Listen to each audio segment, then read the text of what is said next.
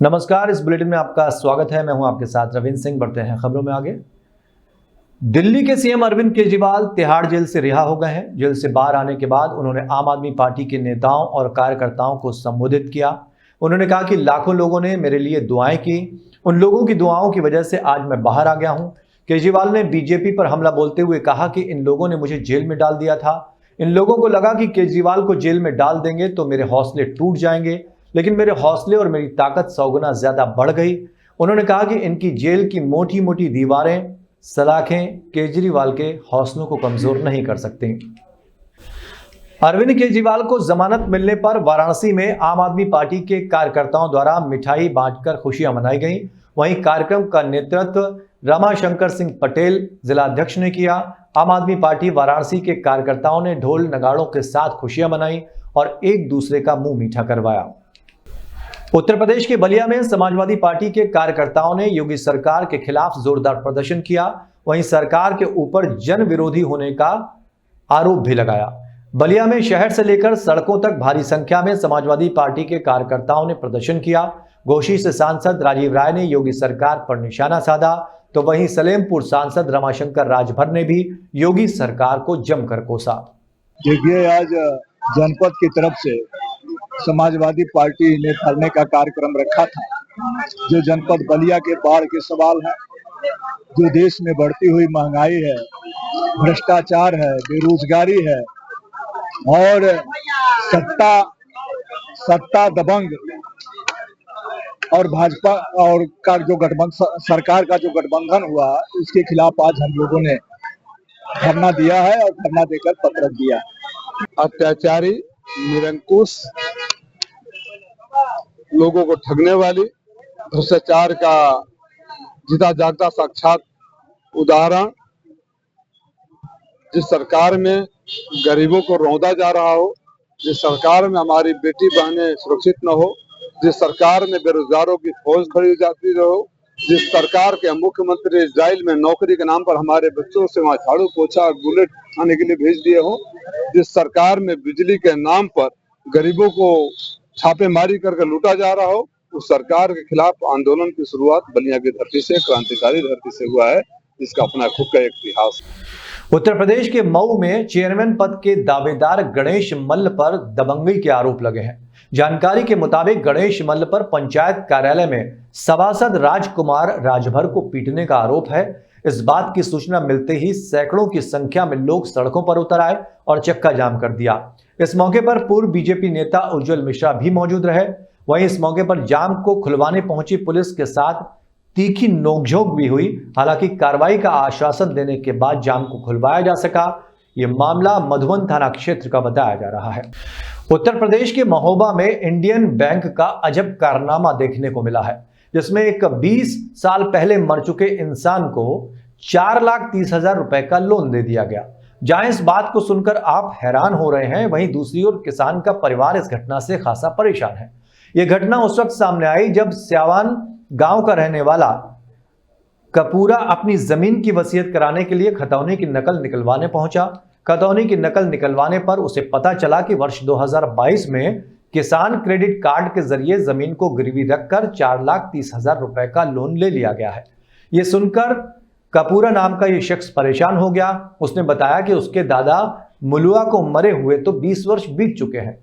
वहीं बेलाताल के बैंक के मैनेजर राजेश्वर वर्मा ने जब किसान के पौत्र की शिकायत पर मुलुआ की फाइल निकलवाई तो वे फाइल को देखकर दंग रह गए, क्योंकि मुलुआ की जगह किसी दूसरे व्यक्ति की फोटो लगी थी, जिसकी उम्र देखने में करीब 35 वर्ष लग रही है।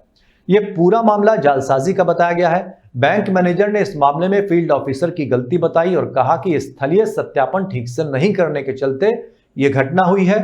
अब पीड़ित कपूरा दफ्तरों के चक्कर काट रहा है और प्रशासन से उचित जांच की मांग कर रहा है। जानकारी हुई है, मैं इसको शाखा से बात करके क्या हुआ है इसकी जांच फिर हमारे विभाग से बैंक के द्वारा की जाएगी और इसमें जिनकी भी गलती हुई है, जिनकी जो भी दोषी पाए जाएंगे, जो बैंक के नियमानुसार उनके खिलाफ कार्रवाई की जाएगी। अभी भी इसका संज्ञान में आया है तो मैं इस पे जो है इसकी जांच करा करके आपको पूरी जानकारी दे पाऊंगा।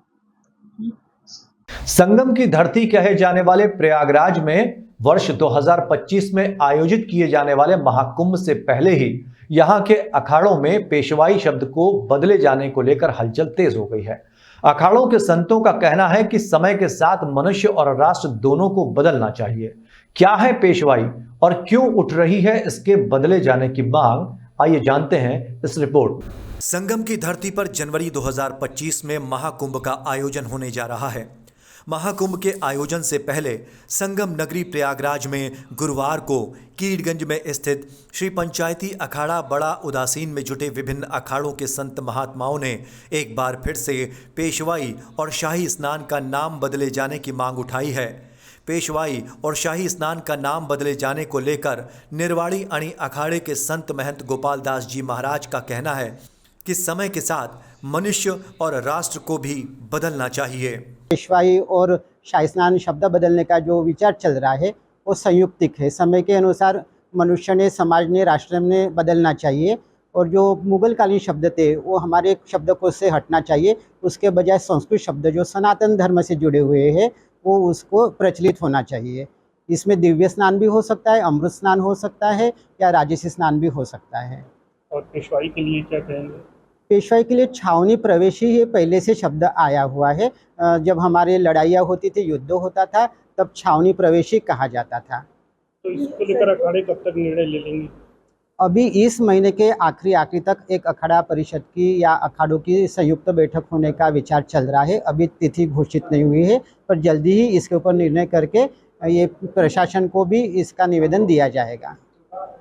कुंभ और महाकुंभ के पहले अखाड़ों के महामंडलेश्वर और मंडलेश्वर के साथ महंत और श्री महंत व अन्य साधु संत अखाड़े के इष्ट देवता और ध्वज को लेकर बैंड बाजे के साथ नगर प्रवेश करते हैं, जिसे ही पेशवाई कहे जाने की परंपरा है। महंत यमुनापुरी महाराज के मुताबिक अखाड़े बहुत प्राचीन संस्थाएं हैं।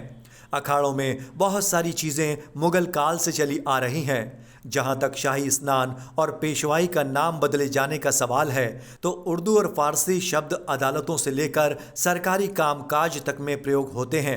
अखाड़े के पुराने दस्तावेजों में भी पेशवाई और शाही स्नान का ही विवरण मिलता है।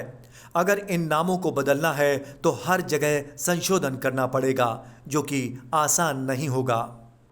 अखाड़ों का निर्माण को काफ़ी शताब्दियाँ हो गई हैं, बहुत प्राचीन संस्थाएं हैं। कुछ चीज़ें मुगल काल से चलती हुई आ रही हैं।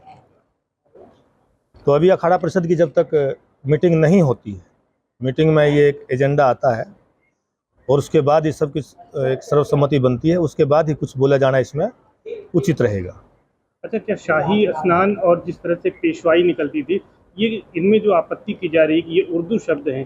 हाँ, फारसी और उर्दू का शब्द हमारी अदालतों से लेकर के हर जगह है और जो सरकार के दस्तावेज हैं पीछे के करीब कई सौ वर्षों के जो अखाड़ों के स्नानों के बारे में जो विवरण मिलता है उसमें यही शब्द, प्राचीन शब्द यही लिखा हुआ है। ये शब्द अगर इसको बदलना है तो वहाँ भी सब जगह संशोधन करना होगा। महाकुंभ के पहले अखाड़े के दोनों गुटों के एकजुट होने की संभावना को लेकर महंत यमुनापुरी ने कहा कि सांस्कृतिक रूप से सभी अखाड़े एक ही हैं। सभी अखाड़ों के स्नान अपने अपने तय समय पर होते हैं। शोभा यात्राएं भी समय पर निकालते हैं। हालांकि इस पर अंतिम फैसला साधु संतों की सर्वोच्च संस्था अखिल भारतीय अखाड़ा परिषद को ही करना है।